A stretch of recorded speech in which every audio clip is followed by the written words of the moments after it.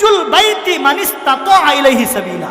আল্লাহ বলেন ওই ঘর পর্যন্ত যাওয়া আসা, কারো কাছে যদি সম্পদ থাকে, টাকা পয়সা থাকে, অর্থকড়ি থাকে, তাহলে তার উপর হজ করা ফরজ। তার উপর হজ করা ফরজ। তাহলে আজকে চিন্তা করে দেখেন আমাদের এলাকাটা কত মানুষের উপর ফরজ হয়ে গেছে হজ। নামাজের ওয়াজ হয়, আমি চিন্তা করে দেখছি নামাজের ওয়াজ হয়, অনেক ওয়াজই হয়। আর এমন কিছু ওয়াজ হয় আসমানের উপরে জমিনের নিচের মাঝখানে কিছু ওয়াজ আছে, এগুলি হয় না। যেমন হজের ওয়াজ আমি অনেক জায়গায় শুনিও নাই, আমরাও তো করি না। কথা ঠিক কিনা জোরে বলেন? হজের ওয়াজ হয় না তো, যাকাতের ওয়াজ হয় না, এগুলো দরকার আছে না নাই? ইসলামের মূল ভিত্তি হলো পাঁচটি। একটা হলো কালেমা, এটা হলো ইসলামের অন্যতম বিষয়, অন্যতম রুকন। হযরত আবু হুরায়রা হাদিসটা বর্ণনা করছেন, ইসলামের মূল ভিত্তি খুঁটি হলে পাঁচটি। এর ভিতরে এক নম্বর হলো কালিমা, 2 নম্বর নামাজ, হ্যাঁ কালেমা নামাজ, 3 নম্বর কি রোজা, 4 নম্বর হচ্ছে হজ, 4 নম্বর কি হজ, 5 নম্বর হচ্ছে যাকাত। তাহলে 4 নম্বর হজ। কোনো ব্যক্তি যদি বাকি 4টা পালন করছে কিন্তু হজ করে নাই, হজ ফরজ হয়েছে, সে কি মুসলমান হয়ে কবরে গেছে? কথা কয় না। তার কি ঈমান আছে? 4টা আমল করছে কিন্তু হজ এই আমল সে করে নাই, তার ঈমান নাই।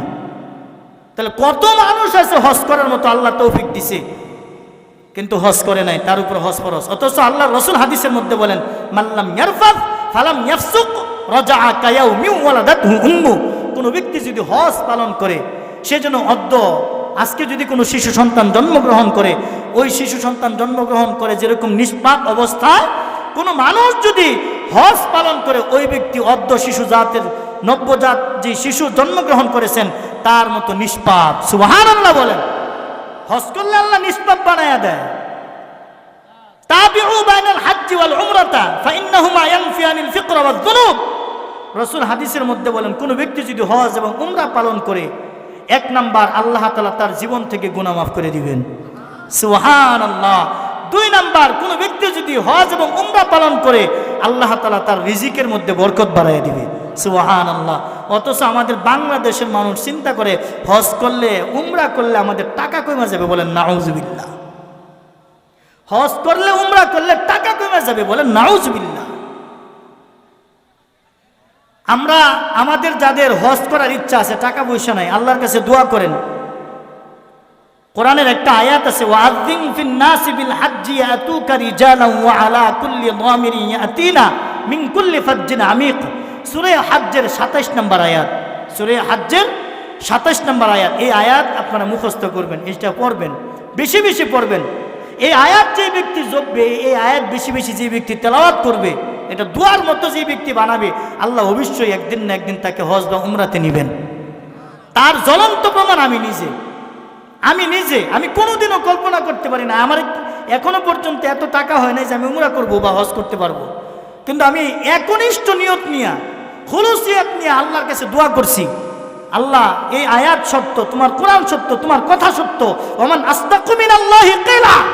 আমার আল্লাহ বলেন আমার কথার চাইতে আর কার কথা সত্য হতে পারে? আমার আল্লাহর কথাই সত্য, আমার আল্লাহর বাণী সত্য, আমার আল্লাহর কথা সত্য, আমার আল্লাহর কোরআন সত্য। এই আয়াত বেশি বেশি তেলাওয়াত করছি, আল্লাহ আমারে নেওয়াইছে। আলহামদুলিল্লাহ। মক্কা মদিনা আল্লাহ আমারে দেখাইছে। জীবনে এমন কোনো দোয়া নাই, আমি অর্থাৎ বুঝমান হওয়ার পর থেকে আল্লাহর কাছে দোয়া করছি যে আল্লাহ ততদিন পর্যন্ত আমার মৃত্যু দিও না যতদিন পর্যন্ত মক্কা মদিনা না দেখাইবা। প্রত্যেকটা দোয়ার মধ্যে দোয়া করেছি। আরেকটা দোয়া আছে আপনারা করবেন, আল্লাহুম্মা ওয়াফিকনা জিয়ারাতাল হারামাইন, আল্লাহুম্মা ওয়াফিকনা জিয়ারাতাল হারামাইন। এই দোয়াটা করবেন, ইনশাআল্লাহ আল্লাহ তৌফিক দান করবে, আল্লাহ মক্কা মদিনা দেখাবে, আল্লাহ দেখাবে। আপনি নিয়ত করেন, আপনি নিয়ত করেন, অবশ্যই আল্লাহ দেখাবে। এখন ওই ঘর খানায়ে কাবা বাইতুল্লাহ যেটা নির্মাণ হবে, ওই ঘরের পাশে কারা রেখে গেছে?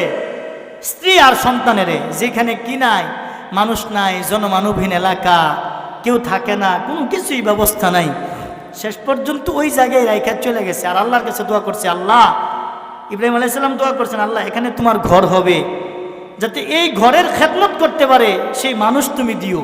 সেই মানুষের আফইদাতাম মিনান নাস, কিছু মানুষের অন্তর এই ঘরমুখী করে দিও, সুবহানাল্লাহ বলেন।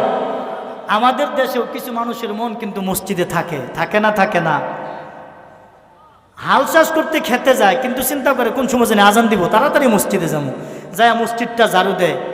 আবার কিছু মুসল্লি আছে, কিছু মানুষ আছে, ইমাম সাহেব রাখছে তো বসুরা কামলা রাখছে, কথা ঠিক কিনা জোরে কোন? এই ইমাম সাহেবরে দেয় মসজিদ ঝাড়ু দেওয়া, তারে দেয় আজান দেওয়া, তারে দেয় ওই যে প্রস্রাবখানা, টয়লেট, বাথরুম, উজুখানা এগুলি পরিষ্কার করা, খাদেমদারি করা, আবার তারে দেয় নামাজ পড়ে, আছে না? আবার তারে দেয় বেতনগুলি উড়ায়।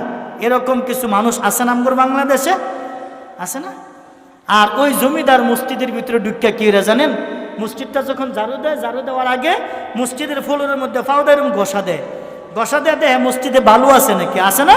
কিছু মানুষ মসজিদে যখন একটু বালু পায় তখন ইমাম সাহেবটা থাকে, ইমাম সাহেব খালি খাইন আর হুদ্দা ঘুমায়, মসজিদটাও ঝাড়ু দিতার জন্য যখন তার বাহের বসুরা কামলা, কথা ঠিক কিনা জোরে কোন?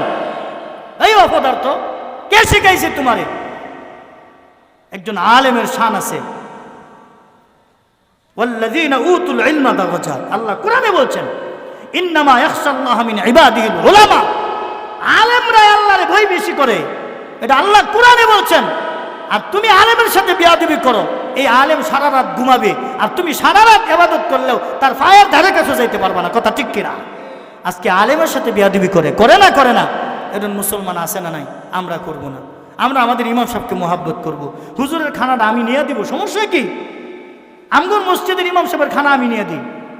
এখন আল্লাহর কি কুদরত, আমার মাদ্রাসার হুজুর এই মসজিদের ইমাম বানাইয়া রয়েছে, এখন তার আমার নুল লাগে না, এখন তো আমার হুজুর আমার মাদ্রাসাতেই খায়। আমি অনেক সময় আমার হুজুরের খাবার আমি নিয়ে দিছি। মসজিদ ঝাড়ু দিবেন, মানে আখরাজা আযাম মিনাল মসজিদি বানাল্লাহু বাইতান ফিল জান্নাহ, আল্লাহ রাসূল হাদিসের মধ্যে বলেন, কোন মানুষ যদি মসজিদ থেকে ময়লা আবর্জনা দূর করে, আল্লাহ তাআলা বানাল্লাহু বাইতান ফিল জান্নাহ, জান্নাতে তার জন্য বড় ঘর বানাবে, সুবহানাল্লাহ বলেন। বড় ঘর, বড় ঘর। আর মসজিদ বানাইলে তো কথাই নাই, আর মসজিদ বানায় অহংকার দেখা গেল, আমি 50,000 টাকা দিছি, আমি 30 লাখ টাকা মসজিদ বানায় দিছি, তোর মসজিদে নামাজ পড়লে 1 পয়সার নেকি হবে না, কথা ঠিক কিনা জোরে কোন? কারণ তোর দিলের ভিতরে আছে অহংকার, লৌকিকতা, বড়াই বড়ত্ব, লোক দেখানো, মানুষকে দেখানো লাগে তুই মসজিদ করছস, কথা ঠিক কিনা? যেমন বাংলাদেশে এমনও মসজিদ হয়েছে 201 গম্বুজ, মানুষ ওইখানে যায় দেখতে, যায় না? যায় না? আমি নিজে দেখে আসছি, আমি কিন্তু কোনো হুনুন্না বক্তা না, আমি নিজে রিসার্চ করি, আমি নিজে আয় তুমি আয় নাই সচকে দেখি, সারা বাংলাদেশ ঘোরার তৌফিক আল্লাহ আমারে দিছে। ওই মসজিদের 200 আব্দুরাফি আগে পুরাতন মসজিদ, বর্তমান 201 গম্বুজ মসজিদ যে টাঙ্গাইলে, ওই গোপালপুরে যে মসজিদটা আছে, এই মসজিদের 200 হাত, অর্থাৎ ওই মসজিদের বাম দিকে, তার মানে দক্ষিণ দিকে 200 হাত দূরে মসজিদ। ওইখানে আমি এশারার নামাজ পড়লাম 1 গম্বুজে, ওইখানে পাশে আমার একটা প্রোগ্রাম ছিল। পরে ওইখানে আমি যখন ইশারার নামাজে গেলাম, আমরা সফর সঙ্গী ছিলাম 3 জন, আর গ্যাদিহি মুসল্লি 3 জন, অথচ ওই দিন ছিল শুক্রবার, অথচ শুক্রবারে মুসল্লি জাগা লয় না জুমার সময়, বেডিরা ওইখানে নামাজ পড়ে।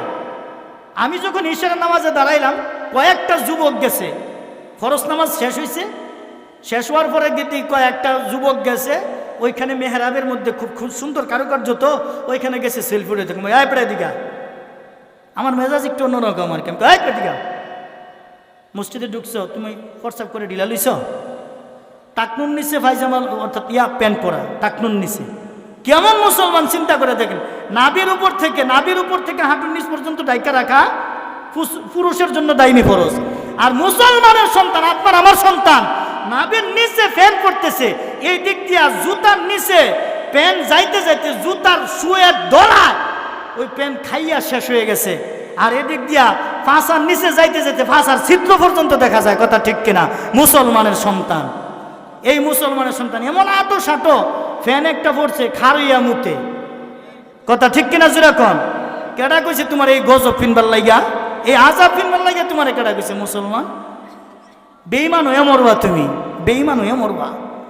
কথা তো অনেক মনে হয়ে গেছে, কি কই আম কোন সময় শেষ, একটা কথা কয়ে শেষ করে দেই। আমার হুজুর চলে আসছেন, এক বেডিরে বিয়া, অর্থাৎ ছেড়িরে বিয়া দিছে আর কি, মানে আমার খায়রুল বাসার বাইরে লাগে কি আর কইয়াম, ধরেন নিয়ে এই রাস্তাতে দপ্তরি এই বাড়ি পর্যন্ত বিয়া দিছে।